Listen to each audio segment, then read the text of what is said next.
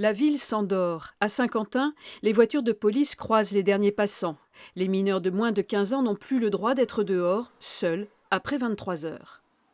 Interdiction de sortie de 13 ans, ça marcherait, mais 15 ans, pour moi, à partir de 14-15 ans, vous êtes assez responsable de vous-même, assez mature ou assez responsable de vous-même.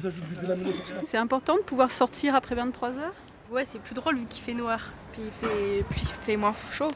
Le couvre-feu s'applique dans 5 quartiers ciblés jusqu'au 1er septembre. Certains habitants y voient une forme de prévention utile. C'est mieux. Comme ça, il y aura moins de dérangements. Surtout l'été, il y avait des cris, des mortiers, des pétards, tout ça. C'est une très bonne chose, mais l'appliquer maintenant est une autre chose. C'est ça le problème.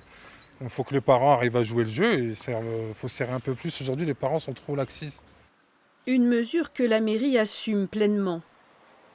Quand on est jeune, il faut aussi être protégé parce qu'on fait des mauvaises rencontres pendant la nuit également. Et donc cette mesure-là, c'est une des mesures qui sont à notre main pour faire en sorte que l'été se passe bien pour les adultes, pour les majeurs et pour les mineurs. L'opposition municipale, elle est divisée. Pour la gauche, d'autres solutions existent.